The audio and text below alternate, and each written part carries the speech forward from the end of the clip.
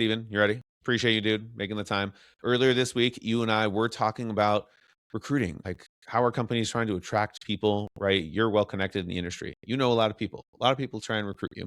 You have a lot of great, I think, boots on the ground, right? Man in the trench, average Joe, like real person thoughts, input into a lot of, not like, people are trying to recruit, right? They're trying to attract and add value and like, okay, like, what works, what doesn't work, what, some of it's probably good, bad, and ugly at the end of the day. But Steven, so you're with New American Funding. For anybody who's, Steven's with New American Funding, San Diego, California, or where exactly are you technically based out of? In And San Diego. San Diego, okay. And then you're a solo originator, right? I think you have an assistant. Last year, I think you did 30. What was it? 30. I did 32 million and change. Okay, cool. And yeah, I mean, I just think this is a real conversation. Like, I just wanted to record it because you and I were on the phone, and I was like, let's do a podcast. Like, let's record this shit. So, I'll just let you kind of like kick it off. I'll definitely like show the new gainers and losers dashboard that I created, which to me, the data is the data, right? Like, this isn't about throwing shade at anybody. This isn't about talking down to other people. It's about, guess what? If we're going to be radically candid, some things are better than others. Not all value propositions are created equal. Not all companies' economics are equal, right? They're trying to attract people, and sometimes they just want anybody versus, hey, this is who we're actually built for. So what do you earlier this week, I think that you mentioned a conversation that you had recently with somebody. What is top of mind for you right now in this space of recruiting? Like, or I know you're not thinking about leaving companies, right? Like, you've said No, that but multiple times. I think you told your manager, like, I take meetings, just to hear what people have to say. Where's your head right now as far as what you're hearing that's most relevant to you when you think about companies trying to attract new people? I think the challenge with recruiting right now is with the coming of NMLS in 2010, the industry made a bet that it was more economically viable to recruit existing talent than to develop it on their own. And we're seeing the repercussions of that because it used to be that companies would recruit on college campuses, just like just like insurance companies and financial planners.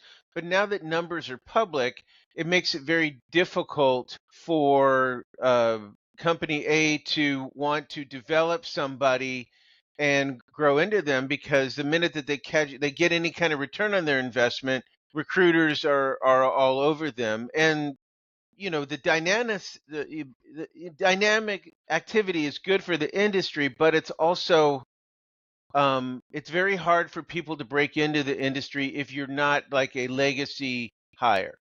And I think that has implications for it because there's too few recruitable loan officers relative to the amount of companies that want to recruit. Also, a lot of companies have been basing recruiting on the idea of bodies in the seats rather than actual recruitable loan officers. In 2022, October, we were 6 months into the margin compression. I took a meeting, and in my region, San Diego and Riverside County, there was 150 recruitable people for New American Funding. That meant minimum recruiting standards, which was 18 to 24 units. If you take that 150, half of them were either broker, or they owned the company, or they were whales where they were never gonna move. So the other people you have is just a small amount of people, and 18 to 24, it's very difficult to pour into that. Companies. So a lot of times people rate, for the longest time, people have rated growth by bodies in the seats rather than the productivity of the people in the seats. And AI has implications for recruiting because now company A, if they're smart, they're not going to be recruiting Johnny 2 loans. They're going to be investing in AI so that, Sally 6 loans can do 12 units with less friction. And so you're going to continue to see attrition out of the lower rungs of loan officers. There was some data last in a LinkedIn post by Fabi Nagmi where basically there's no middle class of loan officers. If you're not in the top 15%, you might as well be at the bottom, because the break between the top 15% and everybody else is so extreme. What would you say that number is, by the way? I'm gonna pull it up. Um, of the top 15%, Like, what makes you top 15%? Do you know the number? I would say, I would say probably, depending on units and so, it's always kind of a tough thing because Yeah, just certain pick volume. areas, If you had to guess volume, right? Because last year, I 2025, would say 20, I would Scotsman say Guide 20 was million. 25 million to be a 1% originator. I would say 20 million So would if you're be, 20, so 20 million would make you top 15%. yeah, that's So there where I must be would a lot say. of those 20 to 25 million people if above 25 million makes you 1%, It might right? be 12, it might be 12 million. I'm not sure, but what I'm Yeah, saying is that let's do it, right? Like I'll run this here in a second, but I guess just to comment really quick on one thing you said is with the AI stuff, because that is part of I think some of the ongoing conversation I've not just had with you. It's you said it. Companies want to hire new people, right? There's two ways to grow your company. You can either recruit, which is like what everyone wants to do because it's considered easy. You can throw money at it, right? It solves a problem much faster than trying to grow your existing people, and right? Like it just creates it just transfers where the friction might be. transfers where the friction might be. Yeah, there's always friction in hiring. Moving sucks. There's different things. But if you're hiring people, then it just is this person how's this person gonna fit into your region? How's this person going to manage with your existing team? We use terms like synergy a lot, but many times we don't think about what that is. And a lot of times the loan officer, because there's ego and stuff, they're not necessarily thinking like, am I a good fit for this company? And sometimes that fit is geographical. So I wrote about this on LinkedIn a couple weeks ago. A lot of companies back east want to come to California because the loan sizes are good. It's it's the final frontier, but they don't think about, okay, for processing, we're going to have our East Coast people work 10 to 7 so that there's I've never taken a call from an East Coast company that had an actual plan on how that they were going to manage West Coast people. But They the didn't other have a plan, you're saying. So sorry, quick perception check. You took a call from them and they wanted you, but they didn't have a plan to put in front of you, or they couldn't explain it very It well. was, we'll figure it out. We don't do we'll figure it out. You're there needs to be a plan. I understand wanting to grow, but you need to have the infrastructure there. And if it means, because if you're in Philadelphia, your day ends at my 2:30, and 2:30 Correct. is Yeah, two and a there's half. Right.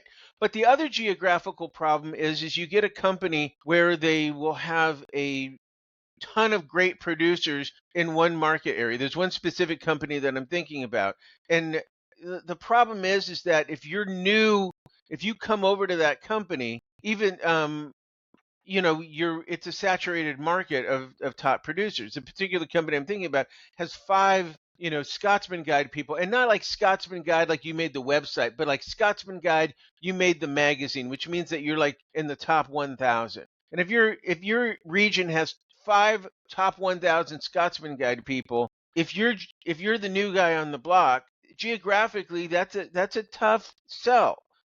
And but a lot of companies question, well, sure, there's more room. It's a big area, but they're not thinking about like how does that sixth person fit in? It's a puzzle. It's cultural. It's also, does it make sense? yeah, just because you can do something doesn't mean you should. I agree with that. I think that so just a couple of things, and then I'd love to give you the number. I'll screen share it real quick. I'm just going to use Redder. I also started using Model Match recently, and I've noticed some changes. It's like I'm getting more used to it, and they definitely me and my Claude have talked about it. How the purpose, right? Like what is the goal changes things. So the first thought was using like you said something about a lot of companies maybe don't want to go after onesie twosie loan officers, and depending on the market, I guess depending on the loan amount, one of the things that I feel like I'm seeing the trend push a little bit more toward, right, leads and taking younger people who are more tech savvy, right? Like obviously you can train some of those people. You've got Better, you've got doing leads. New American Funding does leads. You've got Rocket, obviously, and some a lot of people like the what's the common thing people are saying? You shouldn't be worried about AI taking your job. You should be worried about like AI empowered loan officers taking your job. I And if you completely take agree with that. somebody who's not who has been doing this for even like, 4 or 5 years, has some production, even if it's like 10, 12, 15 million, but you give that person AI and you kind of, I feel like companies don't want to do that anymore. I feel like they stopped doing that. I feel like now you have the AI boom. So to the point you made is earlier, it's changed, right? And like I was talking to a client this week. He's here in Ohio, and he is a product of what you just said. That's there are some companies, people. I would say it's people. I don't know a single company that's trying to like go out and green machine, right? Like let's bring in people and change them. They say it, but the people doing it is the individual leader at the company. It's like that's their process, right? Like Right. I'll shout him out, Daniel Saw, right? Like, he's here in Columbus, he's from the core. And I Well, know, I know some of his people that he has grown, right? Like he grew them. Like, and by the way, there's probably some people that didn't work out, but that's just his way of doing it. There are other people, but just to, one I there would are some say people that still doing it, but maybe to your point, the trend of companies trying to do it is non-existent. Maybe they give lip it, service to it, but sure. I mean, we we have if you have a call center, but a lot of times the call center is a means to an end. It's not necessarily like a laboratory to develop outside loan officers. correct. And so just to clarify, Daniel, to my understanding, none of those people are call center people. They're No. all like you, right? They're all like him. Well, but And the thing I would I say know about some people who are products of call centers where right. it's like they did make it, but most don't. You don't go like work in a call center. Actually, I know some New American, funding people where they kind of blossomed, and one my buddy Chris now owns his own company, right? But sorry, go ahead. I would say specifically to Dan is that I worked with Summit for a year and a half and did the core. That is a program that is really education focused. So it doesn't surprise me that the a company that's based around the values of the core. Yeah, you have to believe it. If you don't, otherwise, it's just not your cup of tea. Right, You weren't even there. but the thing though is I could see because the core does have structure and it does have a plan, like do this, this, this, and this, and this, and we're going to hold you accountable for doing this, this, this, this, this.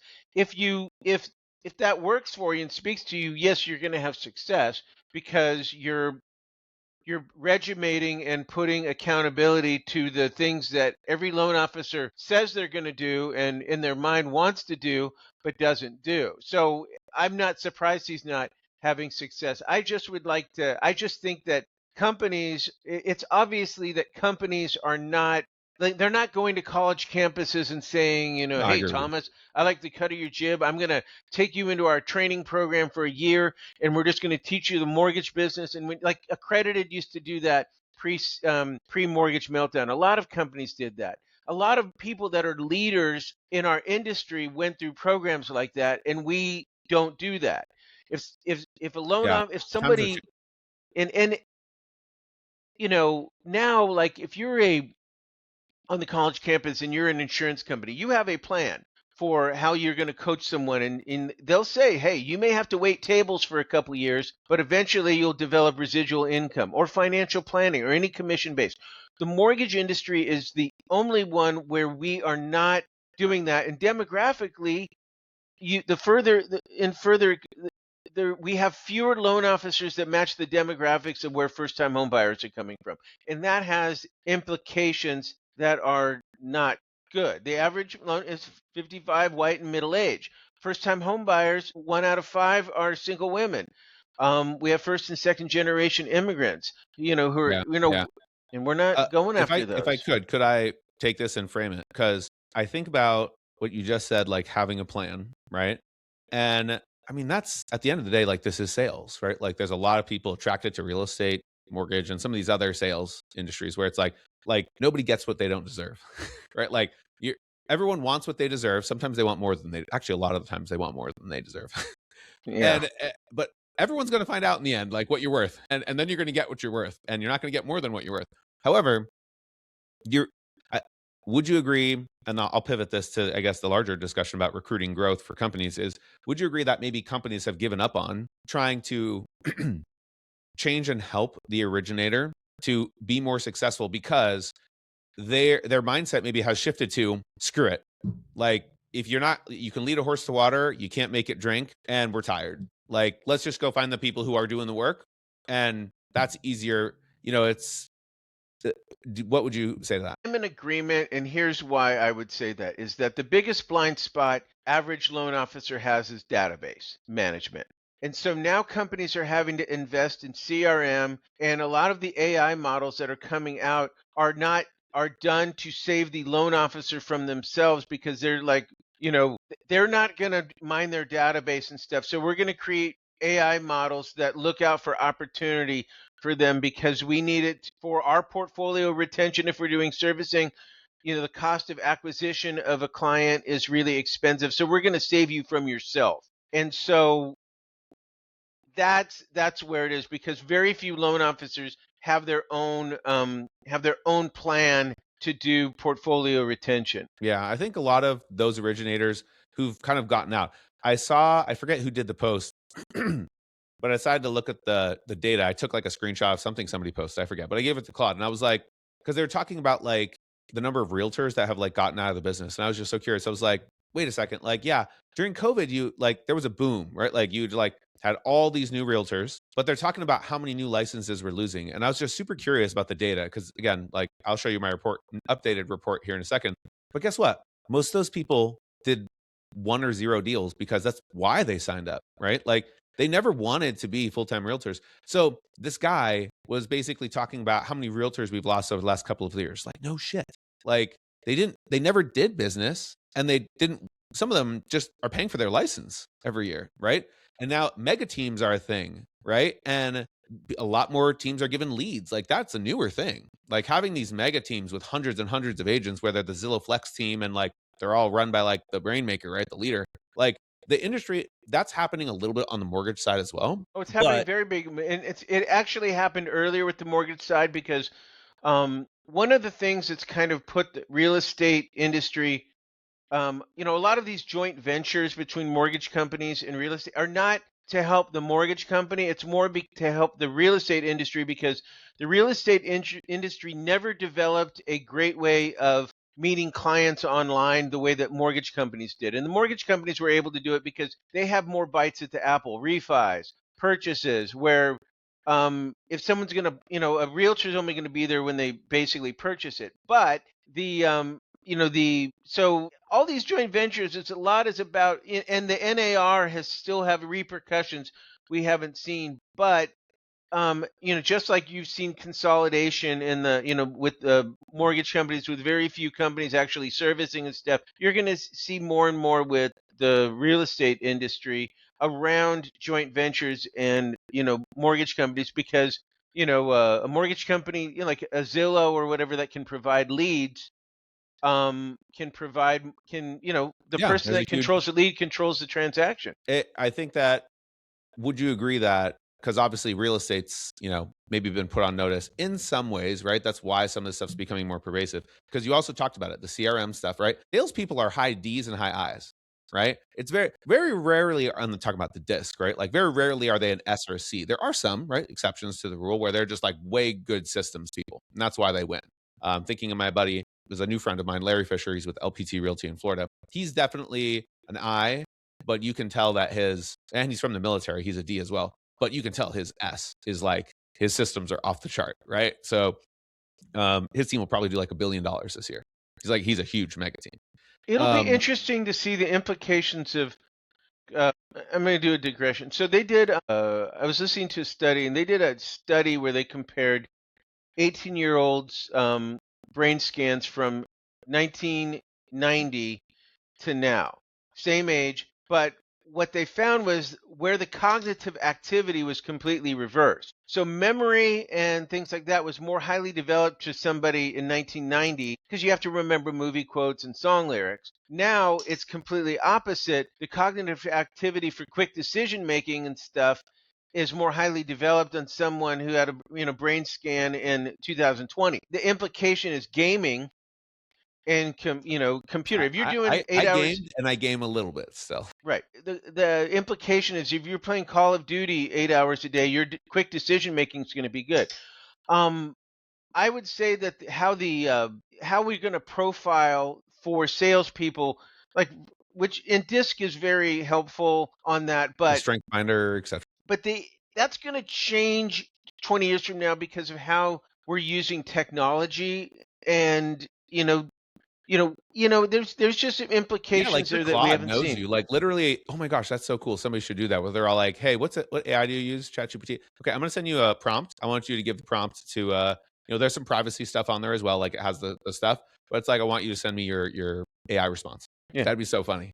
yeah. So actually, quick point, and then to the data is you mentioned like the CRM, right? Like people lacking with their CRM, and again, they're high D's, high I's.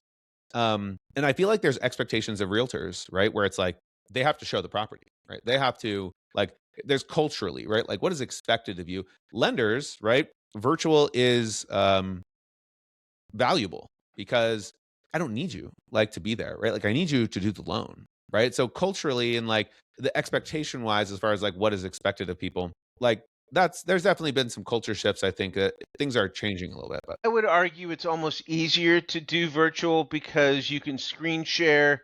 It's easier to show, to do reports, and to be able to show people in real time. If you're sharing a computer screen, it's easier to kind of walk through all the implications on there. And so even if someone's local, I prefer to do that consultation over that, because also it's easier to save the conversation and send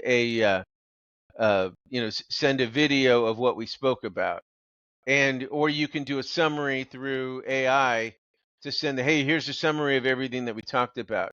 So it's and better that's to where do some of those the virtually. automation will continue to win and help, right? AI empowered originators win even more, right?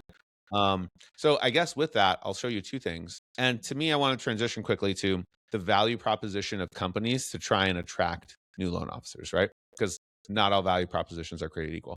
What would you say before I guess I do this, right? Just like give me your one or two opinions on what are you hearing or seeing from your current company or other companies that in your mind it's all like this is a winning value proposition heading in, finishing 2026 and heading into 2027. I think servicing is so important, and yet it's so many people that are good loan officers and are in management who think it doesn't matter. Every major merger and acquisition that's occurred over the last 18 months has had servicing involved in it. And for people to say, "Oh, we don't think servicing matters," is they're not breathing this. They're not getting it. It's who controls the who controls the, the the ownership of the client is the most important issue as we go into this. A company may say we're different, but and I'm being told you need to preserve your database. Your database is sacred. But then if my company is selling the loans to a large aggregator that's going to aggressively go after my clients if I order a payoff, even though we have a non-compete clause in the file, they're just going to ignore that. That's a problem. And So you're saying, so quick perception check. You're saying that the winning value proposition servicing, right? Like the mergers and acquisitions that are happening, companies see where the value is, right? The value is in ownership of the client, ownership of the data, ownership of, and it is a way to make money, right? Like it's a way to, I was reading about this. It's a way to show investors and other people make your company more valuable, right? Because to help your valuation well, it because also shows it's a the thing profit. though is that when you set up servicing, when you hold servicing, there's a greater initial cost for the company that's holding the servicing. And so a lot of companies that they might want to service, they can't afford the extra cost of Right. that.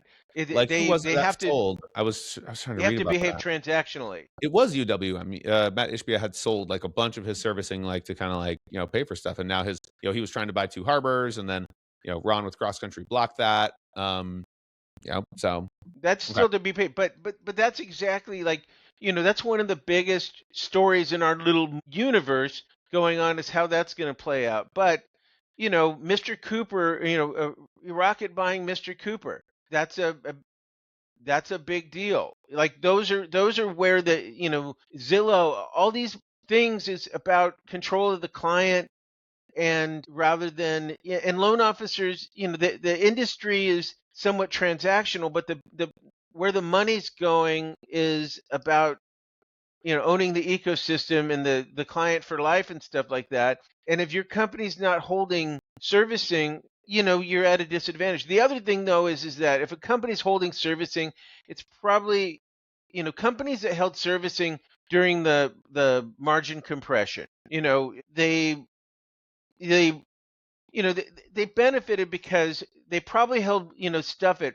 3%, which was cash flow, but that stuff's not going to refinance. And then rates have been above 6.5% for 4 years. That's a So pretty long. good return, and that hasn't been able to be refinanced. And so the companies that have got that cash flow, they're the ones that have been able to pay the most in bonuses and to take that cash flow and recruit. And so Yeah, that's deploy it. They're able to deploy it in ways, whether that's technology, developers, right? Because trying to get in on the AI stuff, recruiting, etc. Okay, couple of things, and I want to make sure that we're mindful of time here. But I guess this is like my quick pro tip, just because I've been sharing it with so many people. I can't believe I didn't do this long time ago because it's so awesome. But what I'm going to use this as a point. What was the when did you say like those 3%, like 2-3% interest rates? When was that? Like, that's like June 2020, right? um it started April 2020, and it ended May 2022.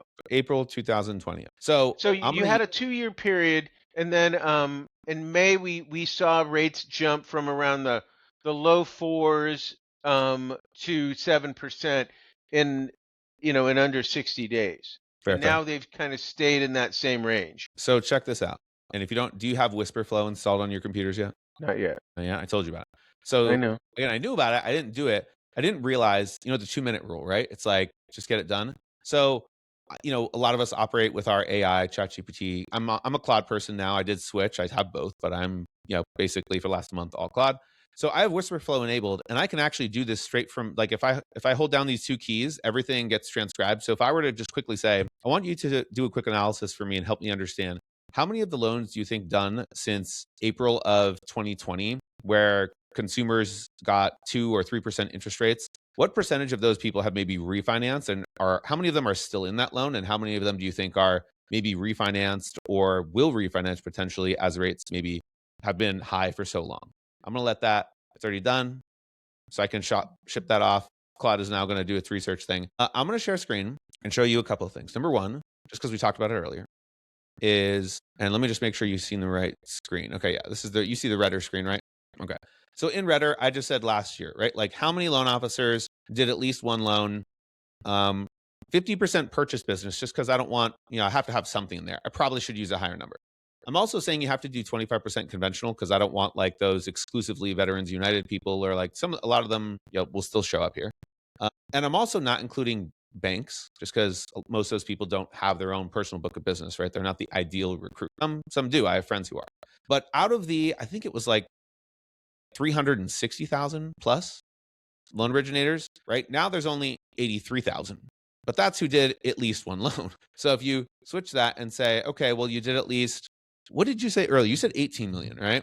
Yeah. Like so if you said you had to do at least 18 million, it drops from 83,000 to 15,000, right? And I'm just curious the math on that. I just want to know. Like, so what is that? 15,090 divided by, I'm going to say 365. That's 4%. Okay. So if you did 18 million, that's 4% of the originators, right? So, I mean, that's kind of scary if you think about it. It's like 18 million, like you're making a living, but you maybe you're not doing extremely well, right? Like if you had to do 10 million, Well, I like think it what is that number? depends. It depends on, there can be Sure, you could other be in a different considerations, place. but the thing is that the number of people that are doing that is going to get reduced, because what's happened over the last 4 years is the market share of the top producers has increased at the expense of the middle class loan officer. Sure, I'd agree And with in that. an ideal kind of work environment, you want to have you want to have your stars, but it's nice to have just people that do 2 to 3 loans a month with no drama, and they're just do their deals. You want that. And there isn't it isn't, you don't see that as much anymore. And it's all been at the expense of, the the people that have the systems gained market share, and the people that, maybe had a few good things, they lost market share, and the top guys took it from the middle class. But going back to, no one's going to do it for you, right? Lead a horse to water, can't make it drink. You better do it, right? Because those are the people who are winning. The number, by the way, is, let's see, about 50% plus of those people are still under 4%. But that's crazy. Think about half. Like half of them, it gave some other numbers, but I'll just leave it at that, right? Half of them no longer have that rate anymore, right? Well, a lot of it might be, financially people are going tougher. There might have been Yeah, forced to in America, move, most amount of debt, right, in U.S. history, et cetera. Yeah, credit or card debt, people, et cetera. or just people, um, you know, dying and kind of moving on. Because a big percentage Life, of my right? Divorce, marriage, right. need a bigger house, right? More kids, death, like all of it. Yeah, all the life doesn't stop. So What's you still interesting have is to do. there's always this talk about golden handcuffs for people with low rates. That it's keeping a lid on how inventory can grow, um, on there. Oh, we could talk What about you're golden handcuffs in the mortgage industry too. I Yeah, know we but talked what about that you're not so what long you're ago. showing is kind of runs counter to that thought. Right. Okay. So getting to the AI stuff, dude, I created this with Claude Code. This is automated now. I just get the data every week. I recorded the video. I'm actually publishing it today. Going to send out the new newsletter. But basically, gainers and losers done by, so a couple of factors in here, and I'd love your feedback on this. And we're going to pick like one or two companies to talk about them, just because I Hmm. think you did respond to my newsletter recently about the servicing thing with some of these companies. So what you're looking at is the free version, which is just like the top 10. The full report is actually interactive, and this is the full report, right? Where you could basically like switch what you want, and you can look at trends like over over the period of time I've been collecting it, and it's like stocks, right? So you can like, it's just the file is so big it actually starts to slow down the computer. I have to fix that. But this is, to me, this hasn't existed, right? For people who want to understand what is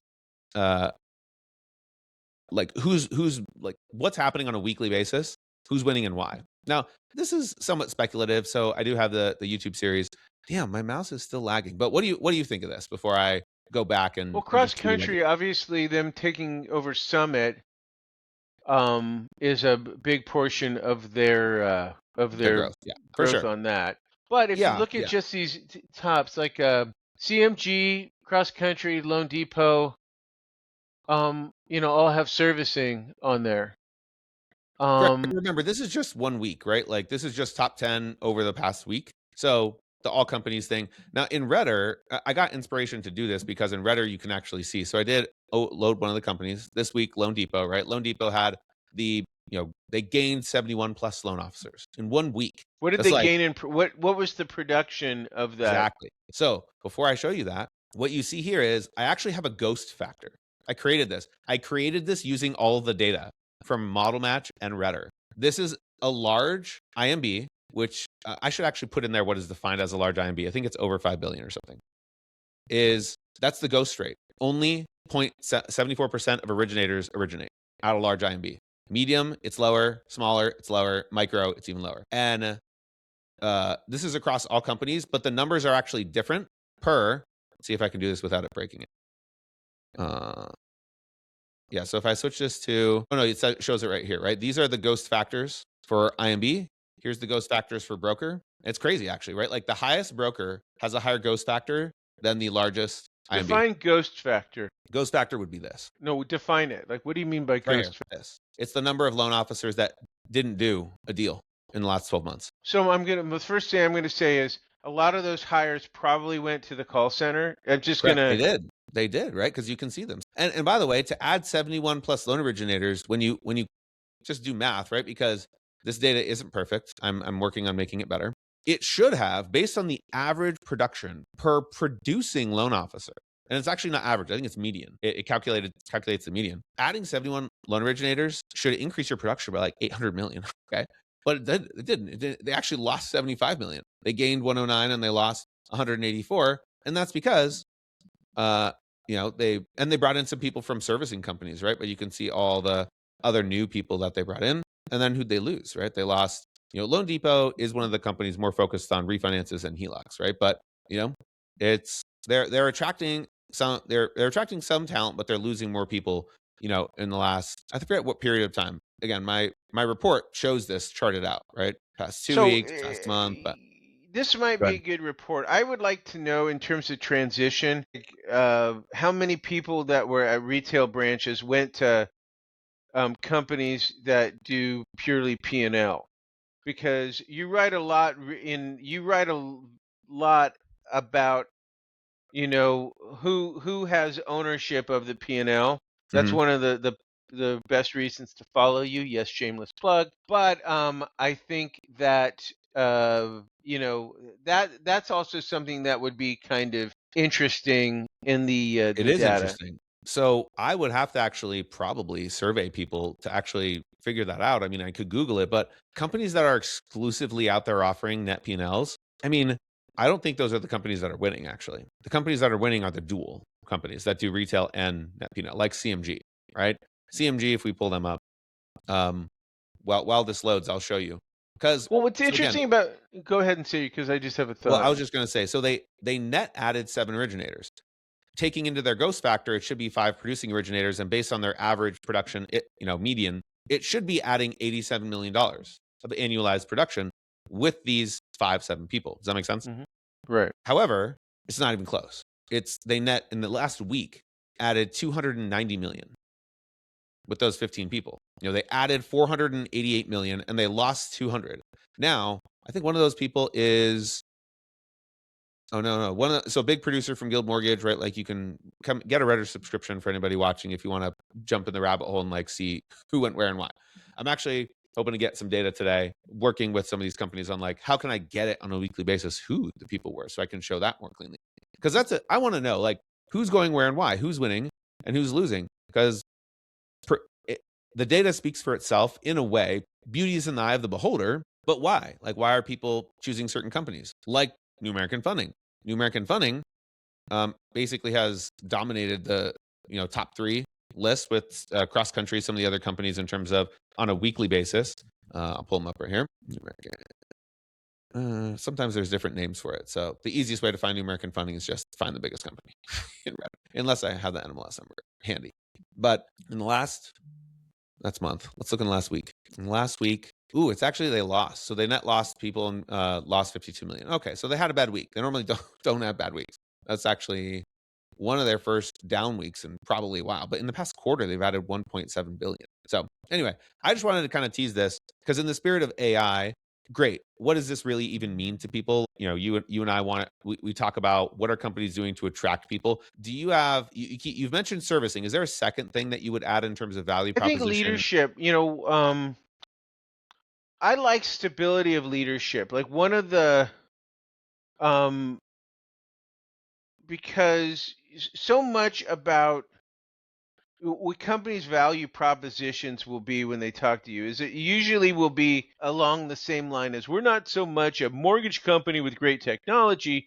We consider ourselves a technology company that happens to do mortgages. But then the other thing, though, is that a lot of companies will emphasize culture, but sometimes culture can be a kick in the nuts, just because a lot of times culture becomes like a rule book. It becomes a secret handshake. And I think that so stability of leadership, and then also like it's nice when you know like what a company stands for as far as kind of what their core things are. But so much is it's kind of changing in terms of where the industry is. I think that part of the problem is that loan officers, I've described what most loan officers understand about the ecosystem is similar to a blind person describing an elephant by pulling on its tail. Like there's so many other factors that factor into if a company is good or not, that companies need to do due diligence, which is why like on the recruiting side, um the your sports agent kind of metaphor that you kind of talk The that approach. that recruiters should be using is very helpful because it can kind of fill in that whole ecosystem so that because when I left Summit, the one thing that I realized from that is when two parties, a company and a loan officer, go to a company in good faith, they both feel like this is where it's going to be, and if it doesn't work out, it's disappointing for both sides. Now, I was kind of disappointed it didn't work out the way I wanted to at Summit.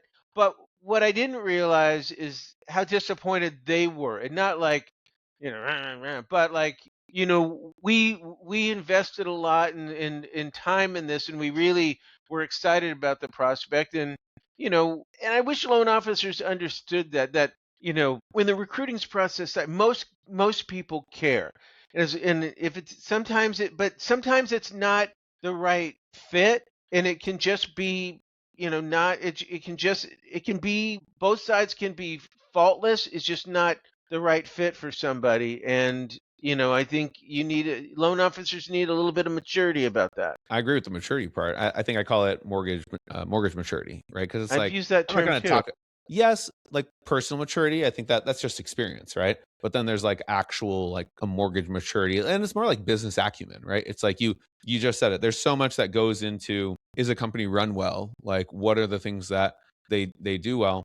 I guess in closing out, just I want to be respectful of your time, and I honestly think we should have focused more. Maybe we'll do a part two on this part exclusively, is I because would love to. there's so much a company can do, like, or needs to be doing to be successful. At the same time, though, beauty being in the eye of the beholder, most people don't look at everything, and they don't know to ask those questions, right? Like client I'm working with right now, uh, he's younger, and he's just never really I think he hasn't switched in like 4 years, but he's successful now because of where he's built it, he's made it where he's at. So he's clueless as to like how it works at other places, the questions to ask, the things you need to pay attention to. And when someone gets recruited, everyone says the perfect words, and nobody actually wants to just leave the agenda at the door. What you just said about, that's like a secondary thing I'm now focused on, right? Like when I first started my business, I was like, okay, I'm going to be that sports agent for loan officers. That's my primary thing. Now that's going to be like my secondary thing. My primary thing is business development growth for people. So like, how can I help you where you're at? Like, forget trying to yes, I think you need to understand. If you don't understand what you have, then you don't know if there's a fair exchange of value. Right. However, beauty being in the eye of the beholder, knowing that people have different levels of maturity, you're never really going to see it all or care, right? And Because also, it's not like, omnipotent, all knowing, like, and see everything and factor everything into like the perfect, right? This is the perfect mortgage company for all these regions. And the last thing I wanted to, and I'll turn it over to you, is value doesn't just necessarily come from the company. And like we talked about a lot, it's changed, like in terms of what is the value from the company, but it's also value from the leader, right? yes. Because there's a value gap now. I think that was all of last year. Like a lot of people went broker in 2025. Why?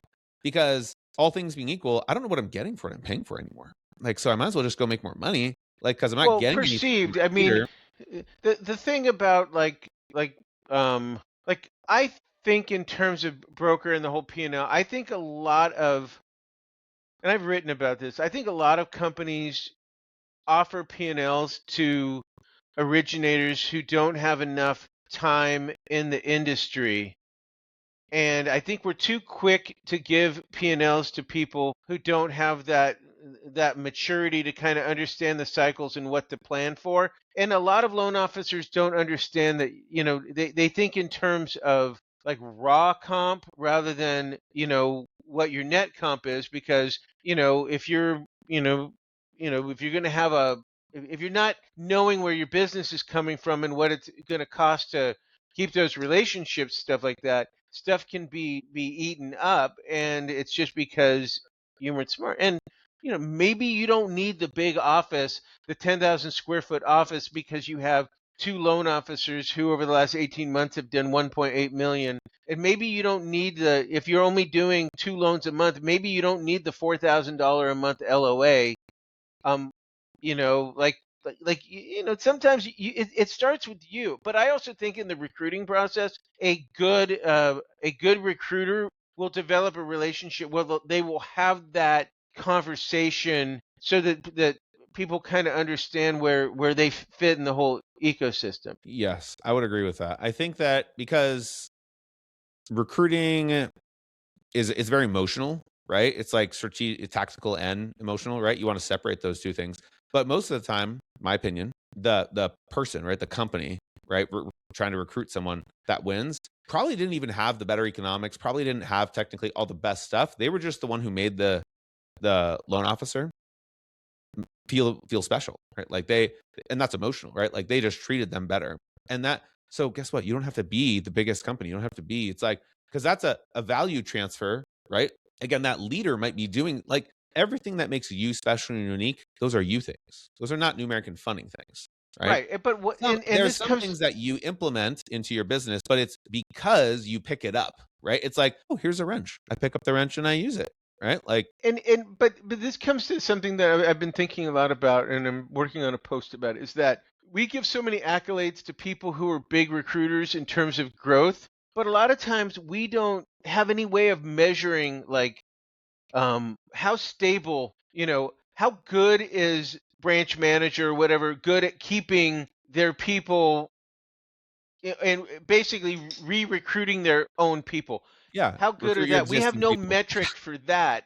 And that's more economically viable and more stable and more cost effective than going out and acquiring market share and talent. Yeah, and that's because it's an elusive thing, right? Like there's no book, there's no like guide There's no to redder for this branch there's no Redder for manager the leader, there's no Redder for a division, there's no Redder for a region, right? Like it's like at the end of the yet. day, everything is made up and you have to figure it out yourself.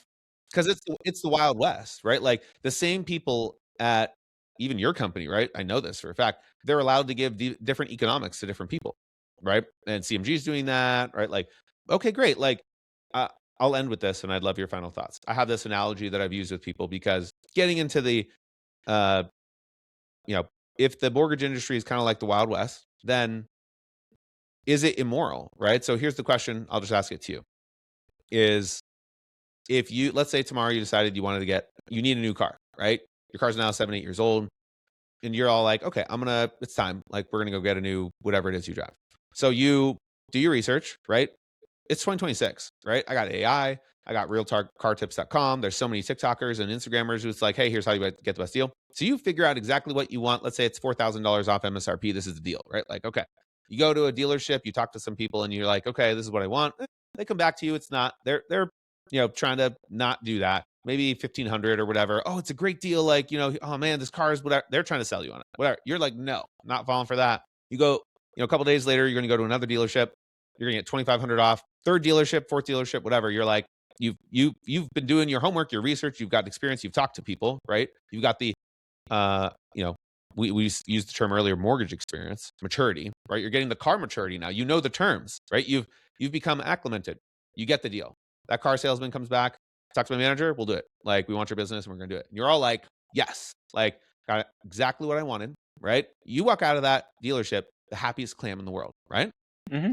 So here's the question. It is a question of morality. Is that car salesman, in your opinion, don't forget everyone else, in your opinion, is he an immoral person because he gave you $4,000 off that car, but the person he literally sold to the car right before you, he gave $6,000 off?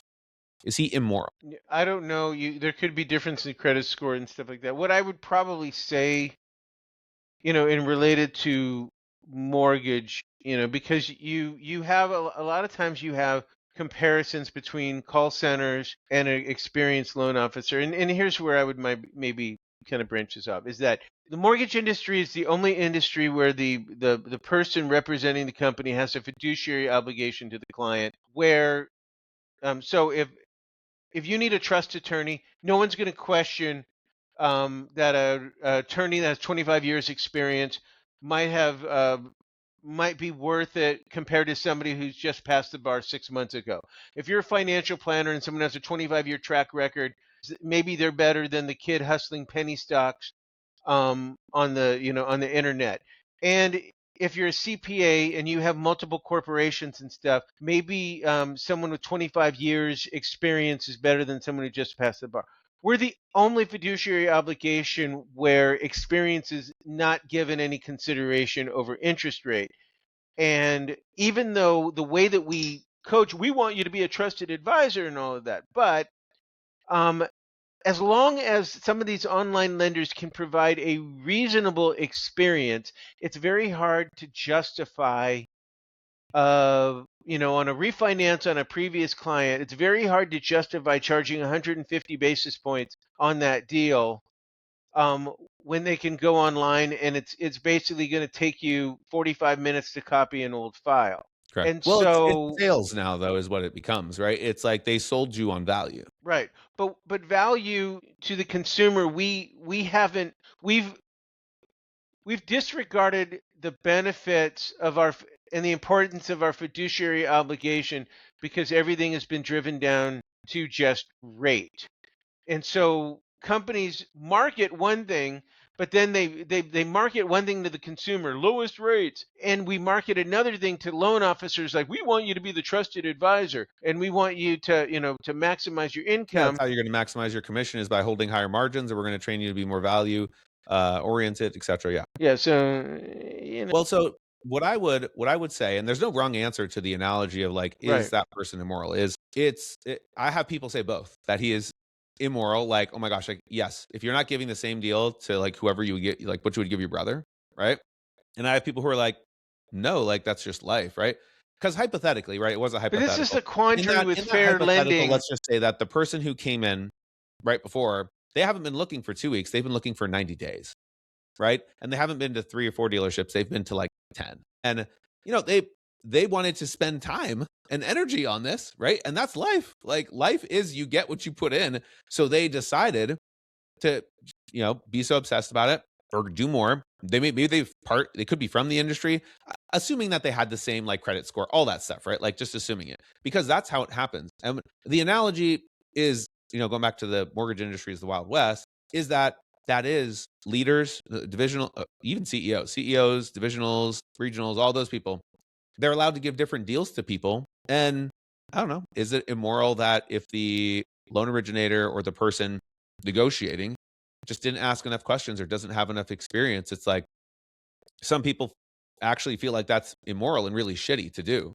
Give Well, somebody else a okay. inferior, or someone else superior economics. So is But but here's the thing. Is it immoral that company A recruits someone who does 36 million and gives them a signing bonus, or a transition of, X amount of money, rather than like saying, "Hey, Steve, you've been doing a great job. We're just going to give you this bonus because you're here and we're glad you're here with us." Like, is it, the fact is that the longer I stay at a company, the I if I wanted to get transition money, I wouldn't. I'm going to get more moving than I am getting, staying where I'm at.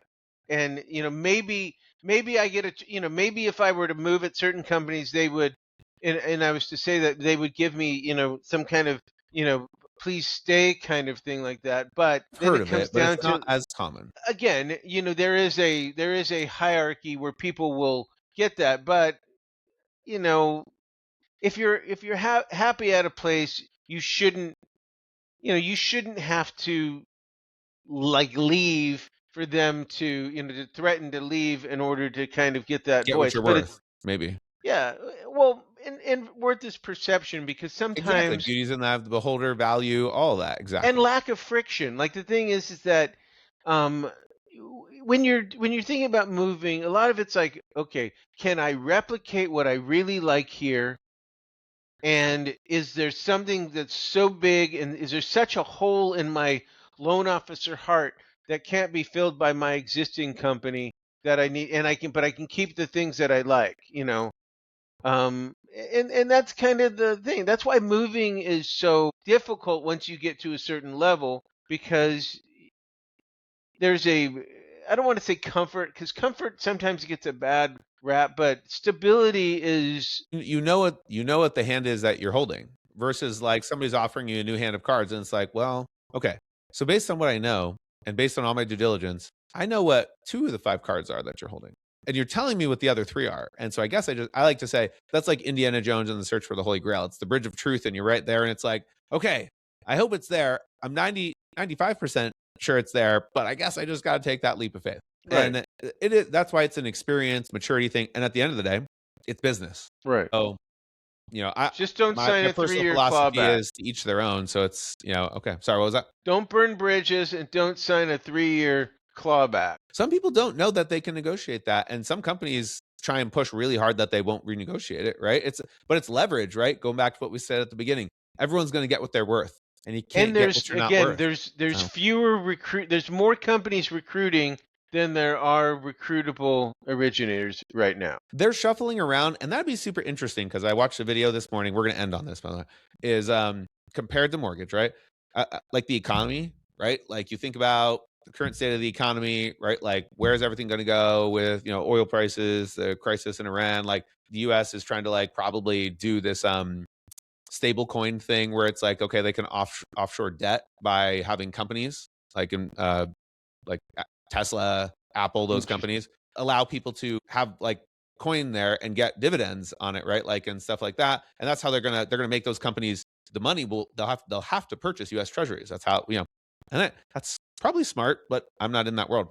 There's not enough like resources to go around when you think about like what's happening in the economy and in the world. And in compared to mortgage, it's like, yeah, you just said it. There's a lot of companies trying to recruit people, and there's not enough recruitable people. So what's going to happen? I guess they mergers and acquisitions, right? And like, if you want to survive, you better do something. Like, you can't just keep treading water. Like, indecision is a decision. So what is that thing? But let me ask you that, because I guess we've come through all this.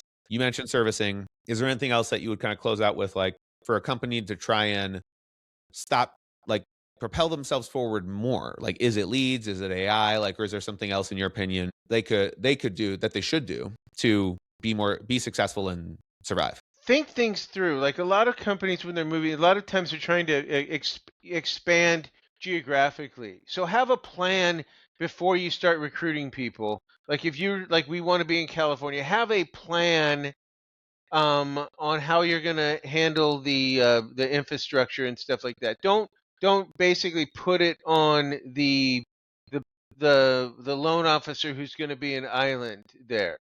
Basically if a company's moving from Pennsylvania and they want to have a satellite branch in California, that loan officer essentially becomes infrastructure, and so you need to plan for that and understand that part of that infrastructure is all my contacts, all my relationships, everything. Basically, there's if you're wanting to do that, understand that there has to be a premium for that if you're going to do that, and you Nothing's have to free. have a plan. Exactly. Yeah, What? I agree with that. Nothing's free, right? And actually, and again, we're going to close out with that. That's probably another point as to how mortgage companies have shifted their focus on, okay, maybe we should stop trying to develop people and just go after the people who do business. And one of the ways that they can do that is offer you superior economics, right? By giving you a P&L. And so you look at a pro forma and you're like, ooh, I made, 250, I could make 350 in the same. But what they're doing, like you just said, is they're offshoring a lot of work to that person.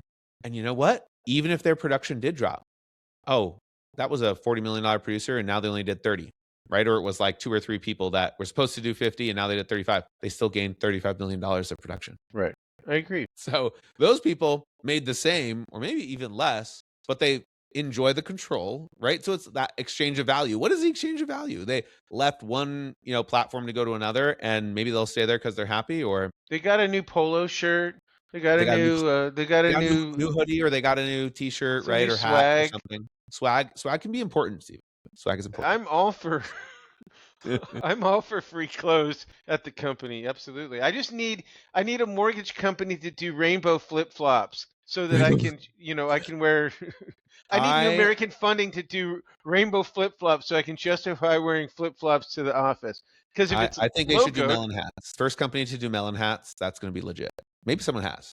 Probably a person probably has. A company probably has. But they should. all right, dude. I know that you have a full day to get to, so appreciate you making the time for this. And yeah, if we have time for a part 2, I think that I enjoyed obviously the journey to get to Yeah, this That's is probably just the our next big question is conversations. We what might as moving well forward? make content out of them. Yeah. Say that again. These are our conversations. We're doing this When I'm anyway. Yeah, driving into work, we might as well make maybe we need to content have a out of it. weekly call scheduled. Yeah, and we'll have a weekly call scheduled, and we'll just record it anyway. So perfect. Absolutely. And we could invite friends. We could invite other people on here and just like, what do you think? Absolutely. Maybe we should do that. All right, Steven, appreciate you, man. For anyone who watched this video, thank you. Wherever it is you're listening to, support it. We appreciate you. Thank you. See you in the next one. Thank you.